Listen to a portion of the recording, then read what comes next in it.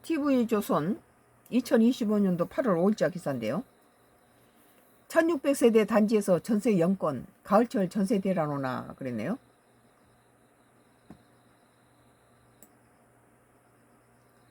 정부의 고강도 대출 규제 이후에 서울 전세 물량이 크게 줄고 있습니다. 1000세대가 넘는 아파트 단지에 전세 매물이 하나도 없을 정도인데 이러다 보니 전세값도 치솟고 있습니다. 왜 이런 건지 이유경 기자가 취재했습니다. 서울 송파구 한 아파트 1600세대가 넘는 대단지지만 전세로 나와 있는 물건은 하나도 없습니다. 서울 송파구 인근 공인중개사가 예전에는 단지 내 전세가 10개씩 나와줬고 살고 있는 세입자도 워낙 주변에 전세가 귀하다 보니까 2년 또 연장해서 계약 갱신권을 써서 인근 아파트 단지로 전세 매물이 없거나 1, 2개 정도 있습니다. 서울 아파트 전세 물건은 22,800여 건으로 지난해보다 14% 줄었습니다. 약 4년 만에 최저입니다. 주택 공급 부족과 대출 규제 탓이라는 분석이 나옵니다. 왜 전세가 대출 규제와 관계 있나요? 정부는 집주인이 전세 보증금을 내줄 때는 전세 퇴거 자금 대출과 세입자가 활용하는 전세 대출 등을 제한하고 있습니다. 한명직 우리은행 부동산 리서치 랩장은 627 대출 규제로 6개월 안에 전입신고를 해야 되니 매물이 나오기 어려운 이슈가 있고요. 전세 대출 보증 비율이 80%로 감소하면서 매출 값에 영향이 되고 당장 이사를 앞둔 전세 수요자는 걱정이 큽니다. 전세 실수요자는 이제 전세 계약이 만료될 예정인데 지금 호가가 계약 당시에 비해 한 3억 5천만 원 정도 올랐습니다. 매물 구하기 어려운 상황이죠. 이대로라면 본격적인 이사질이 시작되는 가을에 전세 대란이 올 수 있다는 우려도 크게 고개를 들고 있습니다. 우리는 35년 동안 임대를 Y기업 장회장이 방해를 쳐가지고 전세 월세 시세 절반값에 내놔도 안 나가고 이번에 내가 페인트 칠하러 가서 보니까 엉망진창을 쳐놨더라고요. Y기업이 그 재건축 놈하고 짜고 천장에다가 수도 파이프를 넣어놓고 거기다 물벼락을 쳐서 온 집을 물을 갖다가 쏟아서 해놓고 그것을 가지고 사진을 찍어서 그 세입자하고 짜고는 보증금 반환 소송을 걸어놓고 그런 장난을 친 거죠. 거기에 특약사항으로 시세의 절반값으로 7년 동안 동결해 준 조건으로 나갈 때는 세입자를 구해놓고 나간다. 그리고 특약을 써놨는데 7년 동안 그 모든 그 지금 시세가 6억짜리 2층 방 3칸을 1억에 월세 50만 원을 주다가 50만도 안 넣어버리고 Y기업이 장회장이 돈을 뒤에서 대고 이것을 35년 동안 우리 세입자를 가지고 장난친 그대로 그 짓을 하는 거예요. 특약상을 걸어놓은 것을 어기고 세를 뽑아서 지가 나가야 되는데 새로운 세입자를 구해주지 않고 누가 들어오려면 방해를 치고 이렇게 해서 해놓고는 집을 사방에다 물바다를 만들어 놓은 거예요. 막 집을 부셔놓고 포크레인으로 대문을 하고 이 담벼락을 찍고.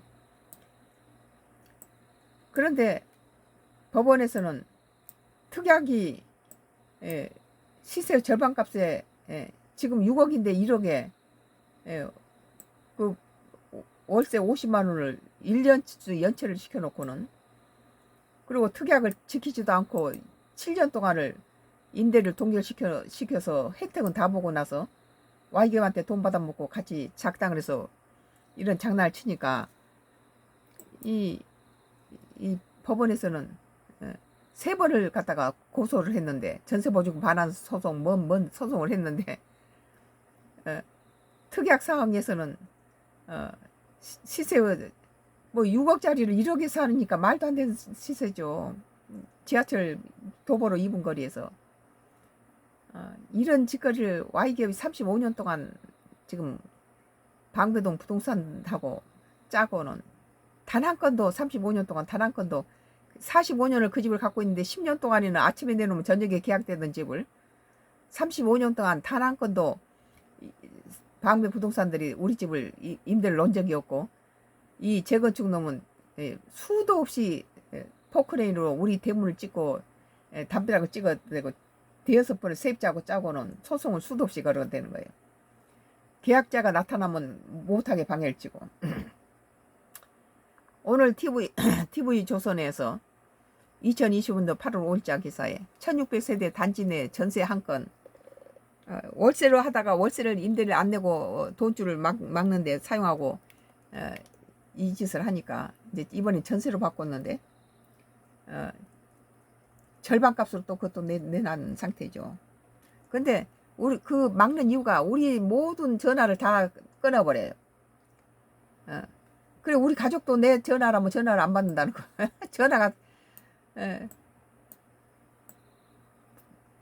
그 기약자가 전화로 오면 그래서 문자를 주시고 그러는데 문자도 다 이게 디도스 사이버 테러를 하는 놈들이라 내 지금 요 정치 코멘트도 다 막고 있잖아요. 철저하게 막고 내 블로그나 뭐 이런데 저 유튜브에 들어와서 지 멋대로 내 아이디어를 어떻게 들어와서 그렇게 다른 저기 핸드폰이 내 것처럼 똑같이 등록이 돼 있어가지고 마음대로 갖다가 삭제하고 지우고 마음대로 하는 거야 이게. 디도스 사이버 테러 강원도 펜션에 13명의 자살 정신적 자살 살인이나 뭐 Y기업 장회장이 낙동강 상류에서 기준치의 카둠이나 비소나 납이나 이런 중금속에 33만 배를 갖다 흘려보내서 안동 때문에 거기가 다 죽고 대구 구미 그 창원 부산 시민들의 젖줄을 50년째 이렇게 오염시키면서 이렇게 번 돈으로 정화 처리 안 하고 그 번 돈으로 가지고 묻지마 살인 디도스 사이버 테러 강원도 펜션 그 14명의 죽음과 고 안재환의 죽음과 고 최진실 4명 그 가족의 전 매니저까지 4명의 죽음에 다 관련돼 있어요. 묻지마 살인 등. 우리 가족도 당했는데 왜 우리 가족은 안 죽었나? 마귀 사탄 영이 하나님의 영을 이기지 못해요. 정신을 조종해서 우리 가족에게 했던 모든 정신조종 자살 살인이 전부 기억을 해버린 거예요. 하나님 영을 안수를 하니까.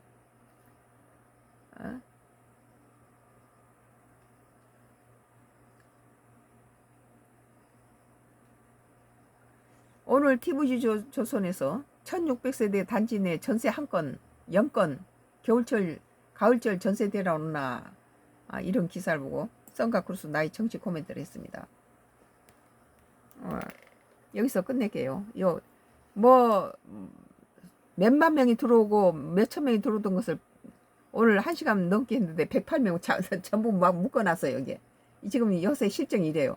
Y기업 장회장이 완도로 기촌하는데 서울집에 대문에다 독극물 묻혔던 거 똑같은 황산공장에서 나오는 그 독을 갖다가 묻히고 가스를 해서 막 피를 토하게 만들고 우리 집 위에다가 산밖에 없는 마을에서 뚝 떨어져서 우리 집 앞에는 2집밖에 안 사는데 뒤에다가 3집을 넣고 하수인을 심어놓고 우리한테 독가스를 보내고 이 짓을 하고 걔를 레이저 비브로 쏴서 죽이고 이 짓을 하는 거지 지금.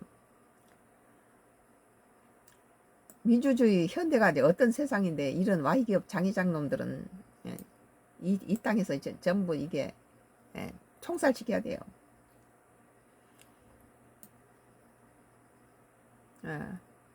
오늘 여기서 끝내겠습니다. 썬가크루스 나의 정치 코멘트를 여기서 끝내겠습니다.